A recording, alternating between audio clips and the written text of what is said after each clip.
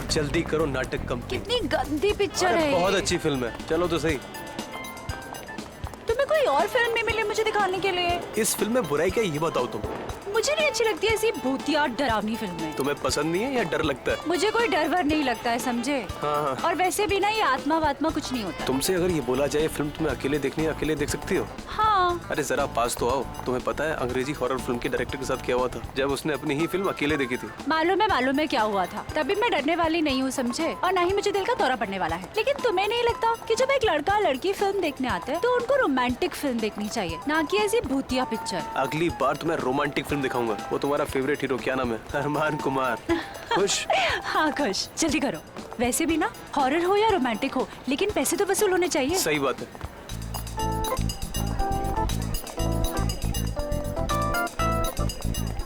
Seat number क्या है? अरे वो बताएगा ना। थोड़ा आगे।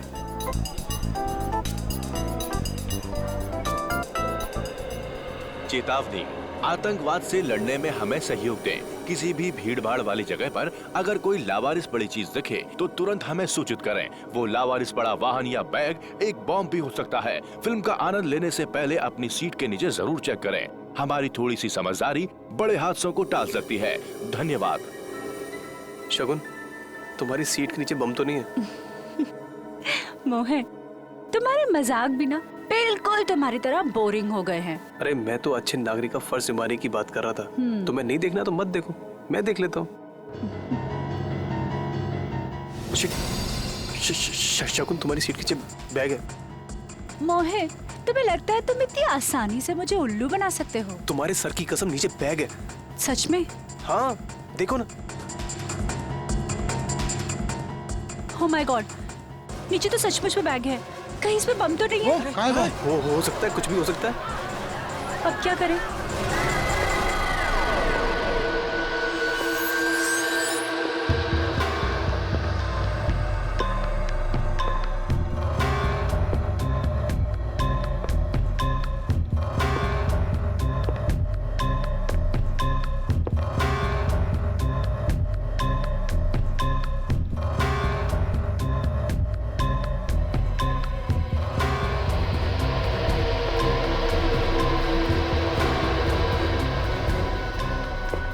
देखते हैं इस बैग में किस तरह का बम है।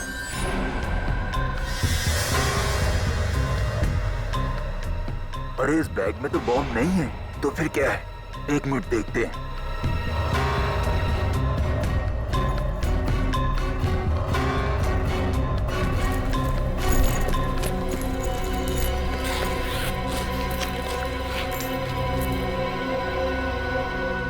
अरे ये क्या?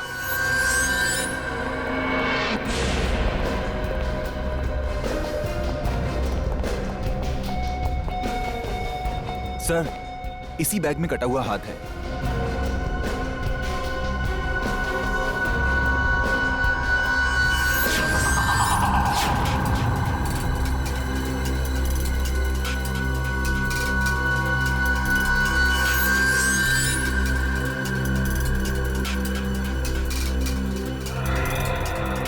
पिछला शो खत्म होने के बाद थिएटर की साफ सफाई नहीं करते हो क्या?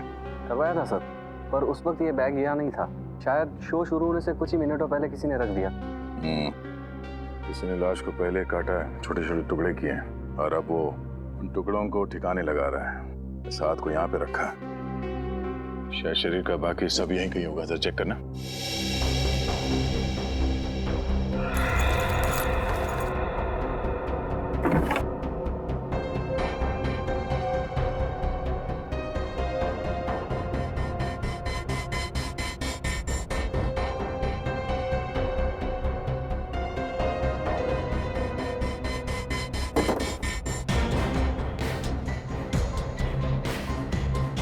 मिला?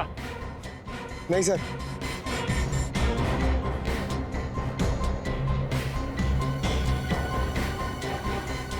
एक बात बताइए सर, ये सिनेमा हॉल अजीब जगह नहीं लगती आपको हाथ छुपाने के लिए? हाँ सर, अक्सर खूनी जंगलों में या ऐसी कोई सुनसान जगह पर लाश को ठिकाने लगाते हैं। ये सिनेमा हॉल की सीट के नीचे। पता नहीं इस खूनी के दिमाग में क्या चल रहा है। ये हाथ तुम लोगों को कुछ अजीब नहीं लग रहा? अजीब क्या सर? ये देखो, हाथ को काटने के बाद भी कहीं पे भी खून का कोई निशान नहीं है। ऐसा लगता है कि खूनी ने हाथ काटने के बाद एकदम साफ कर दिया इसे। हाँ सर, हाथ को इतने अच्छे से साफ किया कि उनकी एक बूंद भी नहीं दिख रही है। हाँ, ये चक्कर कुछ और ही लगता है। हाथ पे कहीं पे भी कोई सूजन नहीं है, न ही लाल पड़ने का कोई निशान है। मैनेजर साहब, कोई आपके थिएटर में बैग लेके आता है तो उसकी कोई चेकिंग नहीं होती? होती है सर, पर पता नहीं सिक्योरिटी ने इतनी बड़ी गलती कैसे कर दी। गलती? एक आदमी का कटा हुआ हाथ थिएटर के अंदर लाया गया है और आप उसे गलती कह रहे हैं? हाँ? आपके थिएटर के बाहर सीसीटीवी कैमरा लगा हुआ है? जी सर।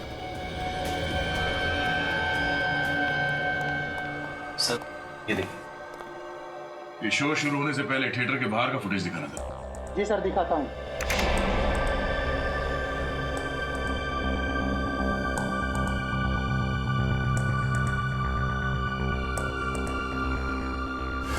अरे सर, ये वही वाला बैग है जो हमें थिएटर के अंदर मिला था। ये है वो आदमी जो कटा हुआ हाथ थिएटर के अंदर छोड़ के गया। तो एक काम करना, ये आदमी थिएटर से कितने बजे बाहर निकला वो दिखाओ।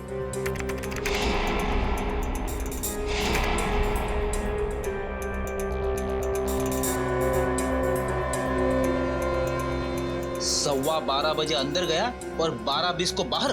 5 मिनट में अपना काम कर गया ये। मगर जाते जाते अपना खूबसूरत चेहरा दिखा के गया है। अब ये नहीं बचेगा। इसके हाव भाव से लगता नहीं है घबराया हुआ है। कहीं ये पेशेवर खूनी तो नहीं है? पता चल जाएगा।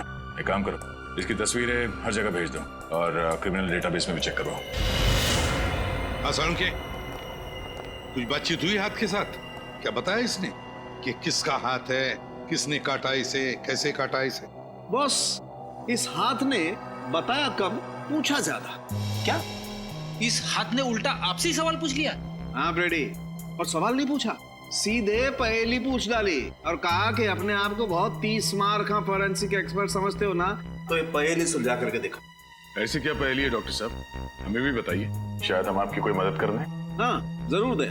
वैसे भी यार आज तारीखा नहीं आई है, शायद आप लोग मेरी मदद कर दें। ये देखो, हाथ का ये वाला हिस्सा यहाँ कलाई के पास। बस ये हिस्सा अभी भी बहुत ज्यादा नरम है, सूख करके सख्त नहीं हुआ। इसमें हैरानी की क्या बात है सालुंके साहब? कई लोगों के हाथ नरम होते हैं, कईयों के सख्त होते हैं, है ना? रेडे, तुम मेरी बात समझ नहीं रहे हो यार। देखो, जब किसी इंसान का कोई अंग काट करके अलग किया जाता है तो वहां से बहते हुए खून को रोकने के लिए दिमाग एक सिग्नल भेजता है ताकि वो खून बहना बंद हो जाए, सूख जाए। लेकिन इस हाथ में ऐसा कुछ नहीं हुआ। मतलब इस इंसान के दिमाग ने कोई सिग्नल दिया ही नहीं? बिल्कुल नहीं दिया, कोई सिग्नल नहीं दिया। बल्कि इस हाथ की तो सारी नसें, सब हड्डियां सही सलामत है। कहीं से कुछ कटने का निशान नहीं है, कहीं पर कोई नर्व टूटी या कटी हुई नहीं है। यार ये तू कैसे कह सकता सालुंके? देख, किसी भी इंसान का हाथ अगर काटा जाए या उखाड़ा जाए तो जहां से भी ये काटा गया हो या उखाड़ा गया हो वहां पर बाकी नसें या हड्डियां तो होंगी होंगी ना। तुम बात बिल्कुल ठीक कर रहे हो बॉस, लेकिन इस हाथ में ऐसा कुछ नहीं मिला मुझे। बल्कि इस हाथ को देख करके लगता है कि ये हाथ किसी शरीर का हिस्सा ही नहीं है। इस हाथ की अपनी एक अलग हस्ती है, अलग है ये हाथ बिल्कुल। डॉक्टर साहब, अब आप पहेलियां बुझा रहे हैं। मैंने कहा था ना दया, ये बहुत टेढ़ी पहेली है ना? कहा था ना। और बताता हूँ बॉस, इस हाथ को लैब में पड़े हुए पूरे 5 घंटे हो गए, लेकिन इस हाथ के सड़ने की गति इतनी धीमी है कि आधा घंटे वाले लक्षण भी नहीं दिखाई दे रहे इस हाथ में। उंगलियों के निशान मैच हुए? नहीं, अपने क्रिमिनल डाटाबेस में तो मैच नहीं हुए, लेकिन मैंने ये निशान दिल्ली भेजे हैं सेंट्रल डाटाबेस में। वहां पर तो हर आम आदमी की उंगलियों के निशान होते हैं, शायद किसी से मैच हो जाए। हेलो, क्या लाश कहां पे?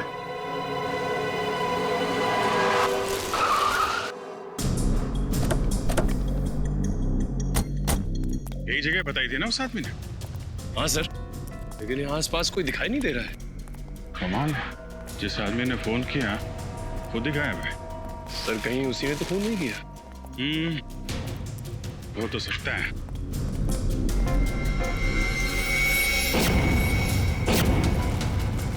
लाश?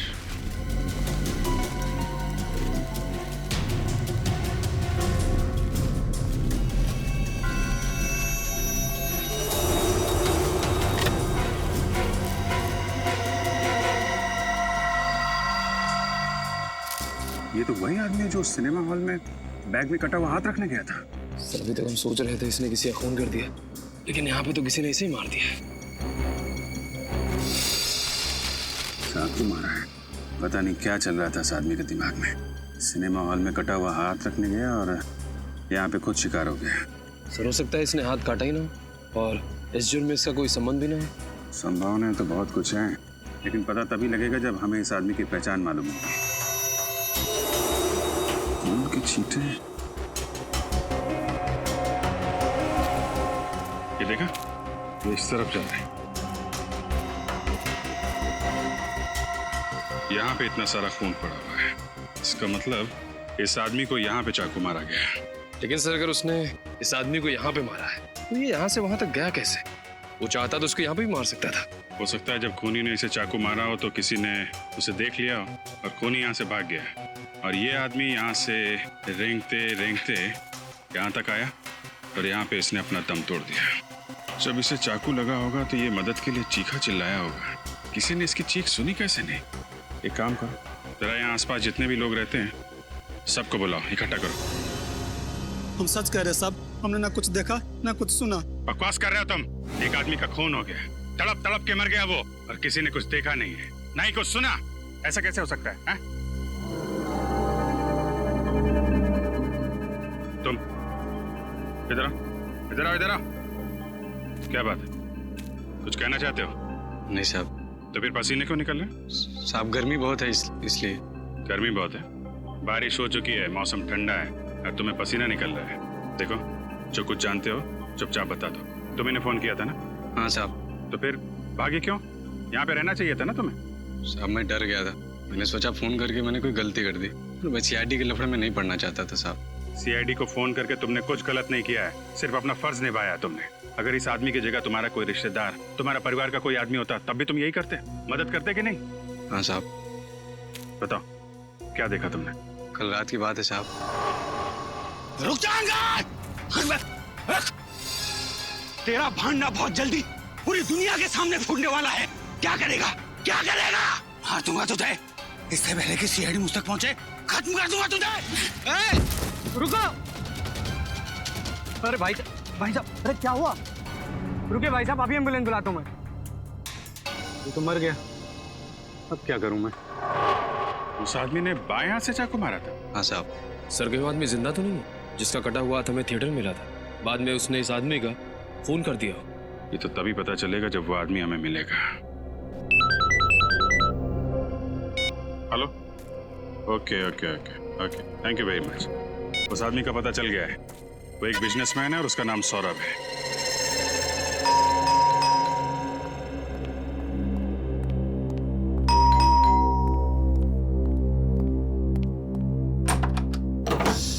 जी कहिए, किससे मिलना है आप लोगों को? सौरभ जी का घर यही है ना?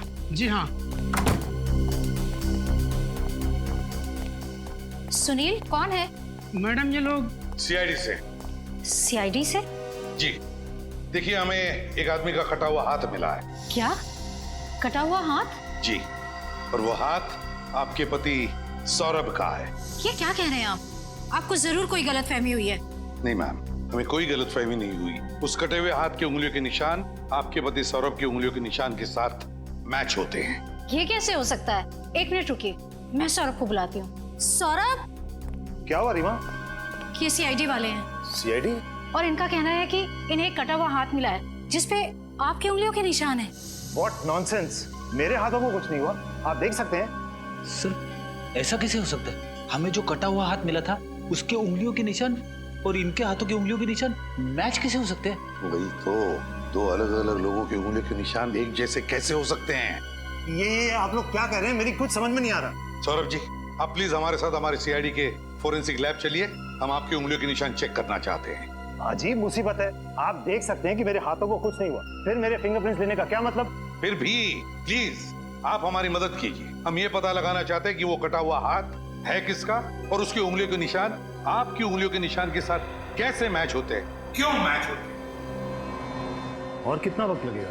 2 मिनट, अभी डीएनए रिपोर्ट आ रही है। प्लीज थोड़ा जल्दी कीजिए, मेरी एक बहुत ही जरूरी मीटिंग है। हांगकांग से कोई डेलीगेट्स आए हैं, आप तो जानते हैं वो लोग टाइम के कितने पक्के हैं। सौरभ जी, आप चिंता मत कीजिए, आप अपनी मीटिंग के लिए सही वक्त पर पहुंच जाएंगे, समझे? सिर्फ इतना बताइए, क्या आप इस आदमी को जानते हैं? नहीं सर, कौन है ये आदमी? ये वही आदमी है जिसने ये कटा हुआ हाथ थिएटर में छोड़ दिया था। ओह माय गॉड, क्या हुआ सालुंके? बॉस, ये डीएनए रिपोर्ट का मेल आ गया है। आप इसके लिए चौंके क्योंकि आपको पता चल गया कि ये हाथ मेरा नहीं है, करेक्ट? भाई साहब, मैं इसलिए चौंका कि मुझे पता चल गया कि ये हाथ है तो आप ही का। क्या? और सिर्फ वो हाथ ही नहीं, इसके फिंगरप्रिंट्स और उसकी डीएनए रिपोर्ट, ये भी आप ही से मैच करती है। क्या? ये आप क्या कह रहे हैं? देखिए, मेरे दोनों हाथ सही सलामत है। ये देखिए, आपके सामने है। इनमें से कोई भी हाथ आपको नकली लग रहा है? नहीं, मानता हूं, मैं मानता हूं कि ये दोनों हाथ आपके सही सलामत हैं, ये दोनों हाथ नकली नहीं है। लेकिन जैसे ये बात सही है, वैसे ही वो भी बात सही है कि वो जो हाथ है वो भी आप ही का है। इसका मतलब मेरे 3-3 हाथ हुए। देखिए, मेरे पास आपकी बातों के लिए टाइम नहीं है। प्लीज, मुझे देर हो रही है अपनी मीटिंग के लिए, सो प्लीज एक्सक्यूज मी। क्या मैं जा सकता हूं? आप जा सकते हैं, लेकिन अगर जरूरत पड़े तो हम आपको फिर से बुला लेंगे, ठीक है? ठीक है, जाइए। Thank you. डॉक्टर साहब, ये क्या चक्कर है? किसी इंसान के 6 उंगलियां होती है, ये तो हमने देखा है, पर किसी इंसान के 3-3 हाथ? हाँ यार दया, बात मेरे भी समझ में नहीं आ रही कि आखिर ये चक्कर क्या है। लेकिन डीएनए की रिपोर्ट तो गलत नहीं हो सकती। बॉस, ये हाथ तो इसी सौरभ का है। अब कैसे है ये नहीं पता चल पाया। दिमाग खराब कर देता है तू सालुंके यार। तेरे पास इस उम्मीद से आता है कि तू कोई तो सुराग देगा जिसकी वजह से हम केस को आगे ले जा सकते, लेकिन नहीं, दिमाग घुमाने के अलावा और कुछ करता ही नहीं है तू। अरे बाबा, नाराज क्यों होते हो? देता हूँ, सुराग भी देता हूँ, और इस बार ऐसा सुराग दूंगा कि तुम मुझे मोतीचूर के लड्डू खिलाओगे। बोलो, एक मिनट।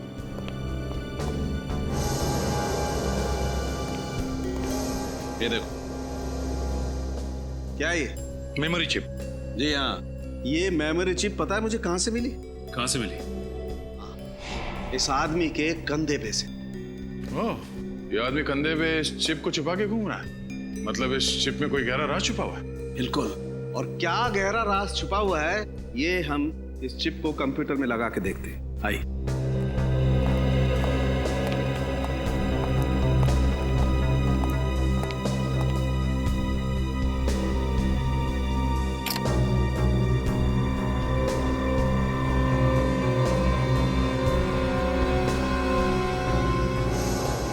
बॉस, जतिन कुमार, हेमंत, दिव्येंदु, सुशील, चिराग, ये तो शहर के बड़े बिजनेसमैन हैं। हाँ सर, और वो देखो, लिफ्ट के सबसे नीचे सौरभ का नाम भी लिखा हुआ है। हाँ, मगर सर ये मरा हुआ आदमी चिप में इन सारे बिजनेसमैन के नाम लेके क्यों घूम रहा होगा?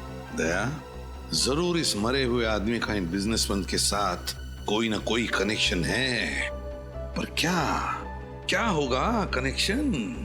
सर, सभी नामों के आगे नंबर्स लिखे हुए, बड़े अजीब लग रहे हैं। ये किस चीज के नंबर हो सकते हैं? हाँ, है तो बड़े अजीब नंबर। लगता है ये किसी खुफिया बैंक अकाउंट के नंबर्स हैं, किसी विदेशी बैंक के। हाँ सर, इस आदमी ने इन सारे बिजनेसमैन के काले धंधे का भांडाफोड़ करने की सोची होगी और इसीलिए मारा गया।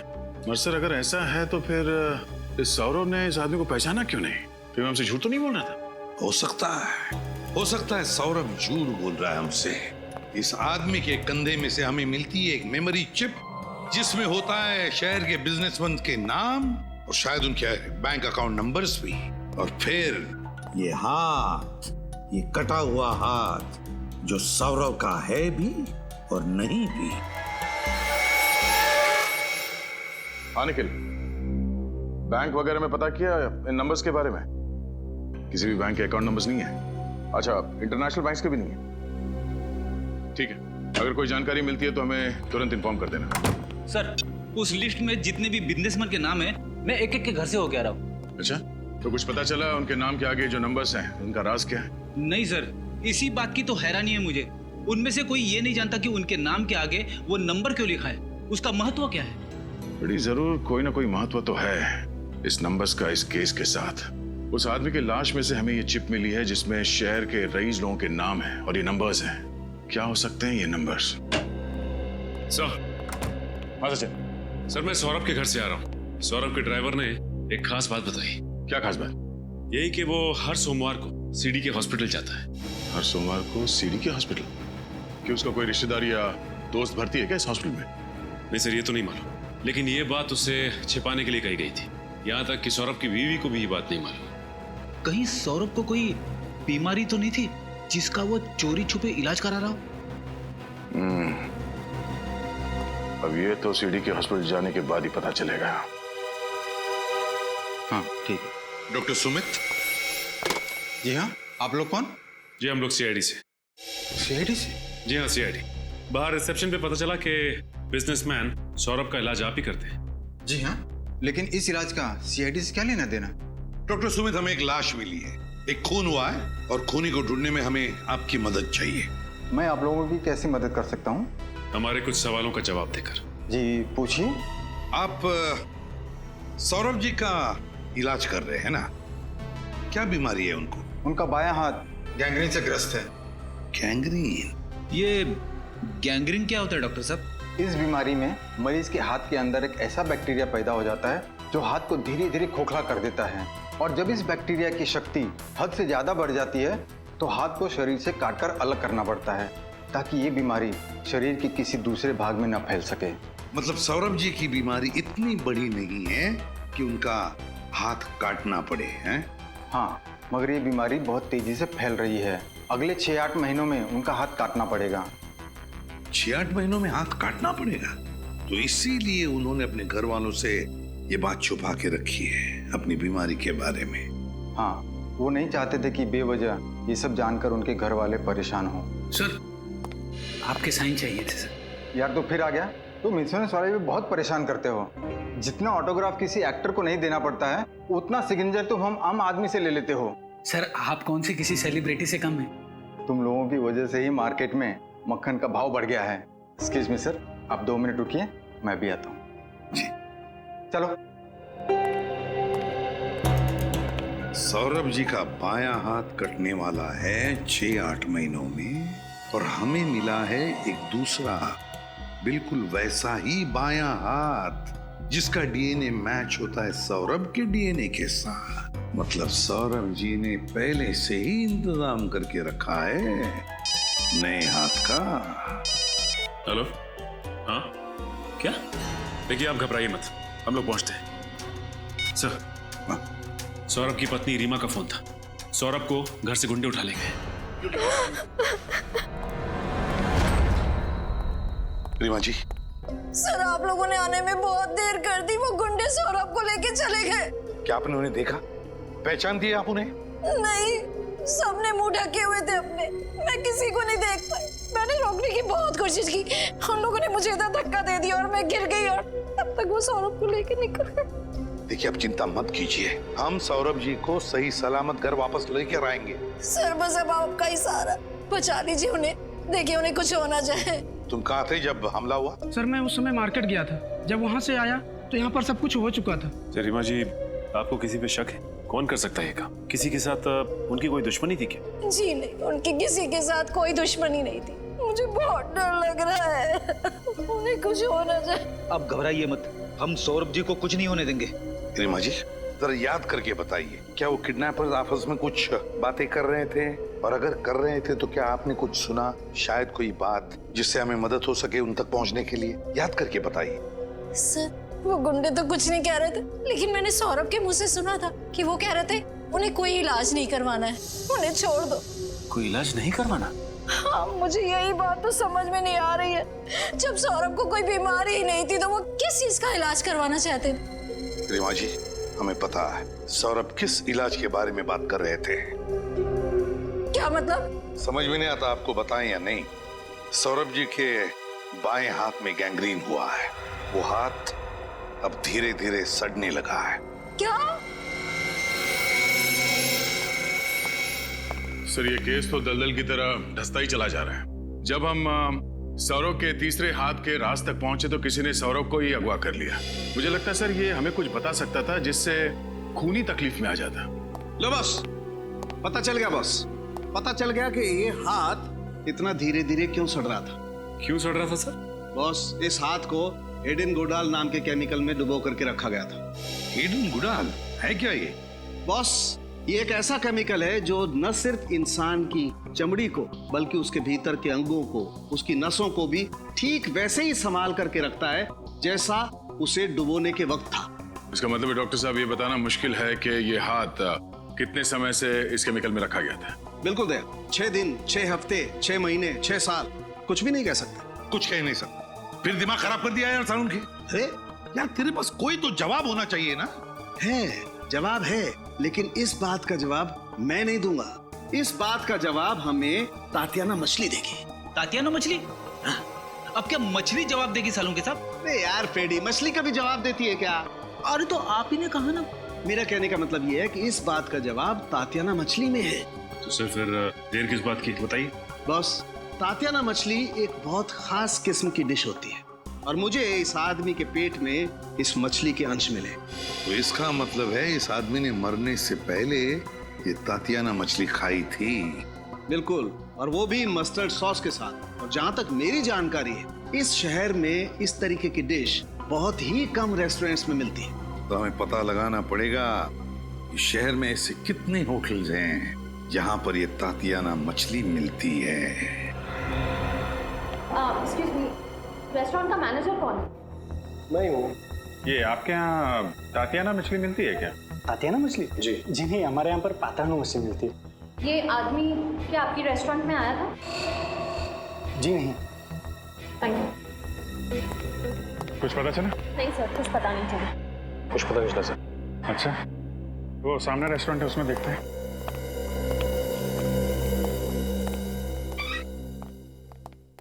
Excuse me. आइए आइए सर, आप अच्छे मौके पे आए हो सर।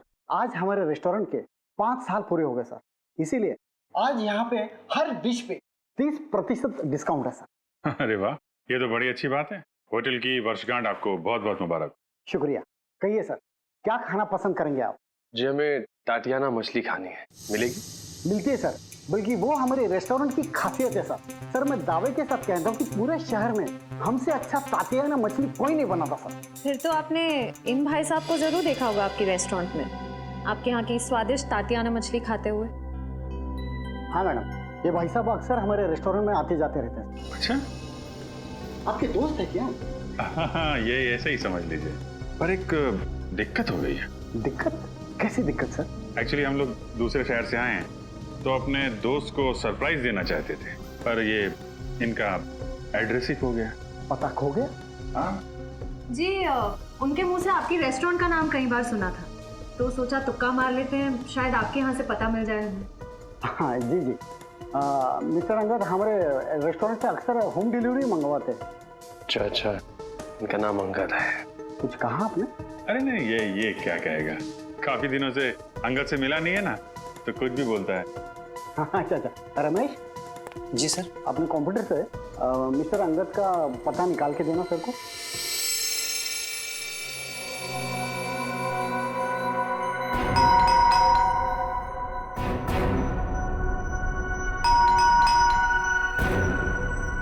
दरवाजा खोल ले, खोलो।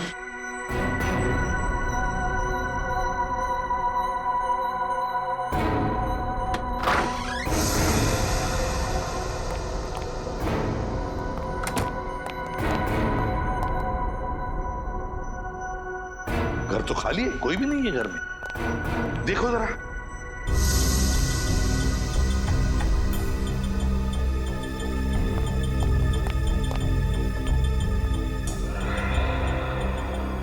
ये देखिए सर, यहाँ पे बुक्स पड़ी हुई हैं, और वो भी साइंस की। ह्यूमन बॉडी,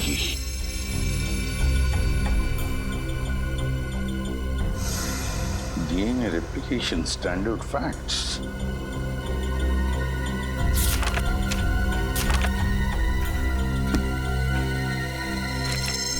ये अंगद ने वो हाथ ऑडिटोरियम की सीट के नीचे रखा था ना? हाँ सर। उस हाथ का डीएनए सौरभ के डीएनए के साथ मैच भी हुआ था। हाँ। तो कहीं ऐसा तो नहीं कि ये अंगद रिसर्च कर रहा था क्लोनिंग पर, शरीर के अंग बनाने पर? हाँ सर, इन सबको देख के तो ऐसे ही लगता है। सचिन, जरूर इस अंगद के खून का राज इस रिसर्च से संबंधित है। कोई ना कोई कनेक्शन जरूर है अंगद के खून का। घर को अच्छी तरह से छान मारो, ढूंढो, कुछ ना कुछ तो सुराग जरूर मिलेगा।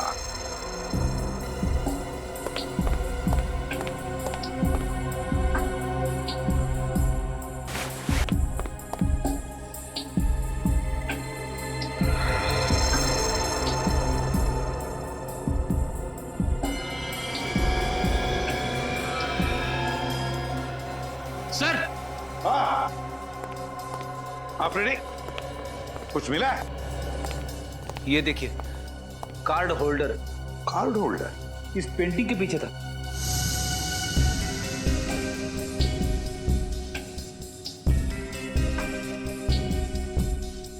ये मेटल का कार्ड है। ये कोई मामूली कार्ड नहीं लगता। मामूली तो नहीं है फ्रेडी, ये कोई खास कार्ड है, किसी खास चीज का कार्ड, और इसीलिए तो इतना छुपा के रखा है इसे इस पेंटिंग के पीछे। ये आदमी इस कार्ड का इस्तेमाल किस चीज के लिए करता होगा? कोई तो चीज है इस घर में, शायद कोई अलमारी, कोई दरवाजा, कोई ड्रॉर जो खुलता है इस कार्ड से। ढूंढो घर को अच्छी तरह से, देखो है कोई ऐसी जगह जहां पे एक कार्ड लग सकता है।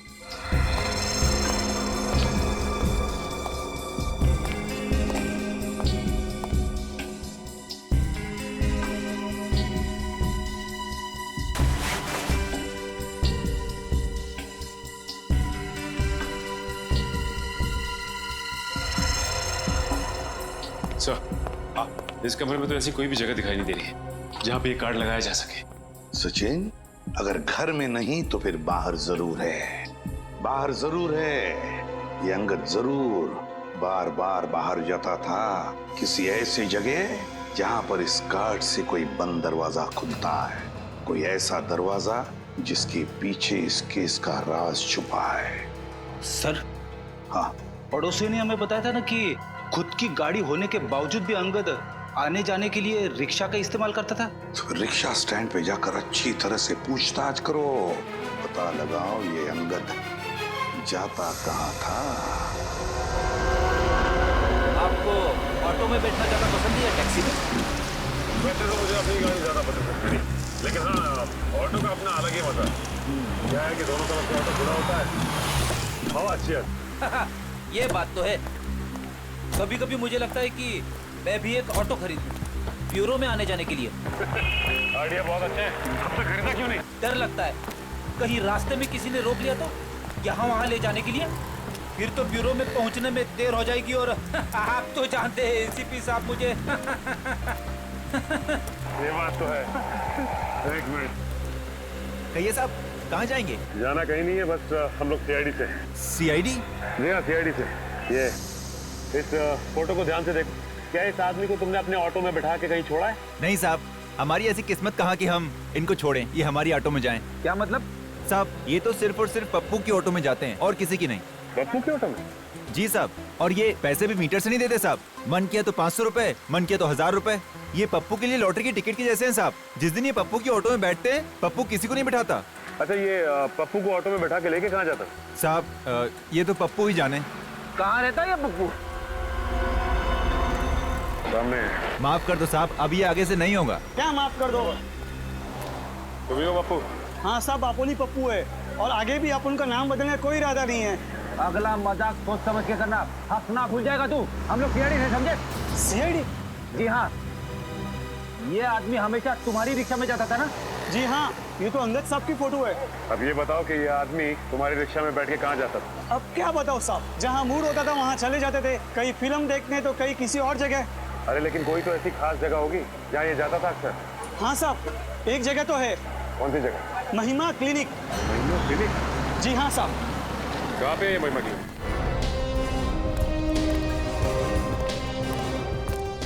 सर, ये क्लिनिक है या खंडर? इसे देख के ऐसा लगता है जैसे महीनों से यहाँ पे कोई आया नहीं। ऐसे कैसे हो सकता है सचिन? रिक्शा वाला तो कह रहा था कि अंगद हर रोज यहाँ पे आता है।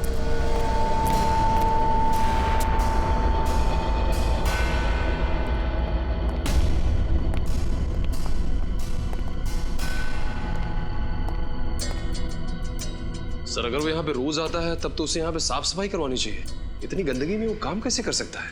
वही तो बड़ी अजीब बात है। नहीं सर, इतनी अजीब बात भी नहीं है। क्या मतलब है? तो शायद ये उजड़ा हुआ क्लिनिक दुनिया को दिखाने के लिए है। इस खुफिया दरवाजे के उस तरफ शायद इस क्लिनिक का असली चेहरा है। खुफिया दरवाजा? हाँ, और ये खुफिया दरवाजा उस मेटल कार्ड से खुलता होगा जो हमें अंगद के घर से मिला था। हाँ, निखिल कार्ड दो।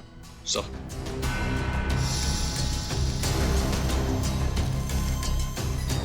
देखो जरा दया, कहीं तो इसका स्लॉट होना चाहिए फिर तो।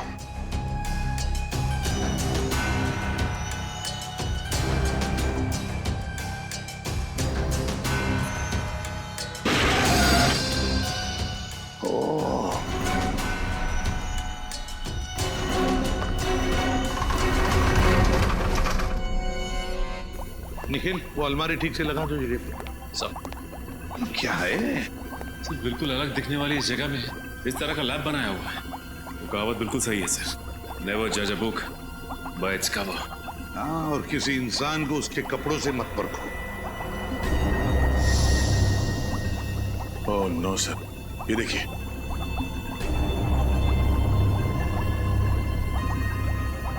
माय गॉड, पहले कटा हुआ हाथ, कटी हुई टांग। सिर्फ कटी हुई टांग नहीं सर, शरीर के और भी कई कटे हुए अंग पड़े हैं यहाँ पे।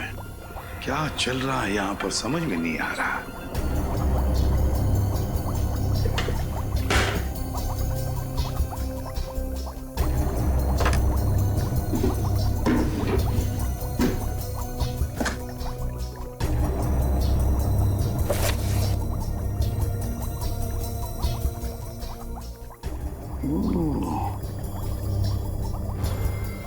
ये है सारा चक्कर। क्या हो सर? ये देखो, ये सारे जो नाम है ना इस लिस्ट में और ये नंबर्स, ये पूरी की पूरी लिस्ट बिल्कुल वही है जो हमें उस मेमोरी चिप में से मिली थी। वही लिस्ट है ये। इसका मतलब जो बिजनेसमैन के नाम के आगे जो नंबर्स लिखे थे वो नंबर्स। हाँ सचिन, वो नंबर्स कोई खुफिया अकाउंट नहीं बैंक के, बल्कि सारे अलग अलग शरीर के अंगों के नंबर्स हैं। ये देखो, हर एक कंटेनर पर वो नंबर लिखा हुआ है, बिल्कुल वही नंबर, वही नंबर। सर, जिस तरह से सौरव को नए हाथ की जरूरत थी, उसी तरह इस लिस्ट में जितने भी बिजनेसमैन हैं उन सबको किसी न किसी बीमारी की वजह से नए शरीर के अंग की जरूरत होगी। हाँ, लगता है सर यहाँ पर गैर कानूनी व्यापार चल रहा था उसका। हाँ दया, और इस सौरव का हाथ यहीं से बाहर ले जाया गया होगा। अगर यहीं से हाथ ले जाया गया है तो फिर उसका खाली कंटेनर भी यहीं पर होना चाहिए। निखिल, देखो जरा।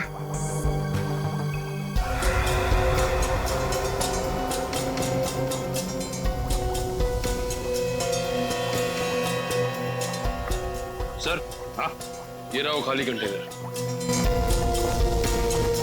ये देखो, लेकिन एक बात समझ में नहीं आ रही है कि अंगद ने वो हाथ ऑडिटोरियम में सीट के नीचे क्यों रखा? एक और दो लाशें।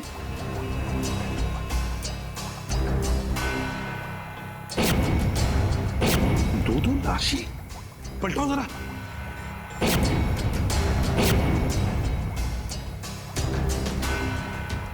अजीब मुसीबत है। सर, ये तो सौरभ है।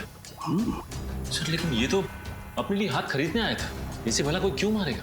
उसी हाथ की वजह से मार डाला है सौरव को, उसी हाथ की वजह से। जो भी ये सब कर रहे हैं ना, वो समझ गए कि सौरव की वजह से हम उन तक पहुंचने वाले हैं।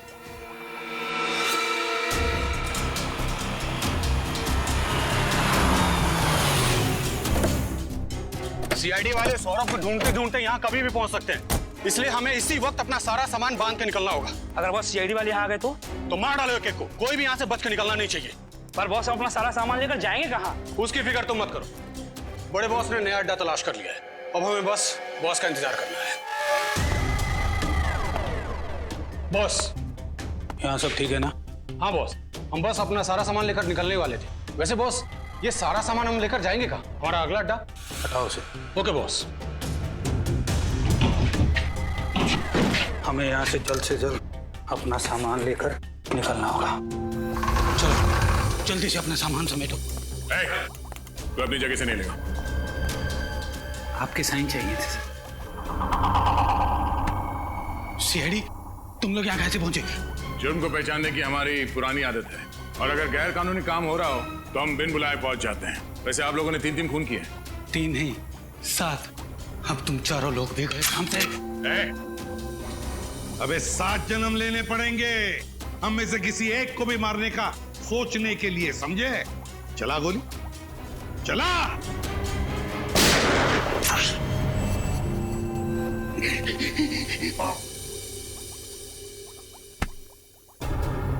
अपने पापों का पूरा हिसाब नहीं देगा हमें? हा? मुझे अपने काम में कोई बुराई नजर नहीं आती। जिन लोगों के पास हाथ नहीं होते उन्हें हाथ देते थे, जिनके पास पैर नहीं होते थे उन्हें पैर देते थे, जिनकी किडनी फेल हो जाती थी उन्हें किडनी, जिनका लीवर खराब हो जाता था उन्हें लीवर। आप भी बताइए कि अपंग लोगों की जिंदगी को बेहतर बनाना कोई जुर्म है क्या? तुम अपंग लोगों के शरीर को नए अंग देने के लिए दूसरे लोगों के हाथ पैर काट लेते हो, ये कहाँ का इंसाफ है? हम किसी के हाथ पैर नहीं काटते थे, बल्कि वैज्ञानिक तरीके से हम हाथ पैर उगाते थे, उनका क्लोन बनाते थे। इसीलिए तो सौरभ के नए हाथ का डीएनए उसके साथ मैच करता था। मगर गैर कानूनी है ये इलाज, समझे? गैर कानूनी, ना सिर्फ हमारे देश में बल्कि पूरी दुनिया में। इसीलिए तो ये काम मैं चोरी चुपके किया करता था। पहले मैं इंश्योरेंस एजेंट बना ताकि मैं बीमार अमीर लोगों को ढूंढ सकूं जो मुझे एक अंग के लिए करोड़ों रुपए दे सके, और फिर मैं अपनी इसी लैब में उनके लिए शरीर के नए अंग बनाता था। और इस काम में अंगद तुम्हारा साथ देता था? हाँ, पहले तो सब कुछ बहुत अच्छा चल रहा था, फिर एक दिन अचानक पता नहीं क्यों अंगद के अंदर का लालच जाग उठा। अंगद, सब ठीक चल रहा है ना? हाँ बॉस, सब ठीक ठाक चल रहा है। वेरी गुड, लगे रहो। देखना एक दिन मैं अपने इस गैर कानूनी इलाज के दम पर पैसों का बहुत बड़ा महल खड़ा कर लूंगा। वाह, अपने लिए पैसों का महल और हमारे लिए झोपड़ी। लेकिन ये तो बहुत नाइंसाफी हुई ना। मतलब ये कि अब हमें आपके फेंके हुए टुकड़े नहीं चाहिए, पार्टनरशिप चाहिए हमें, और वो भी पूरी 50-50 की साझेदारी। हो, तो तुम्हें साझेदारी चाहिए? अरे ऐसा बोलना था ना यार, शर्मा क्यों रहा था? देखा अंगद, मैंने क्या कहा था? मुकुंद भाई कितने दरिया दिल है।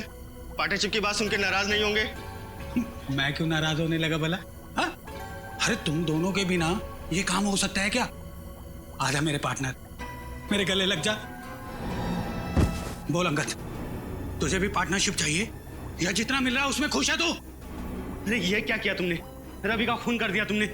मैं तुम्हें छोड़ूंगा नहीं, पूरी दुनिया के सामने तुम्हारा भांडा फोड़ दूंगा मैं। हे अंगद, रुक जा तो। और इसीलिए अंगद ने वो हाथ उस ऑडिटोरियम के सीट के नीचे छुपा दिया ताकि तुम्हारी ये पाप की लंका भस्मसात हो जाए। हैं?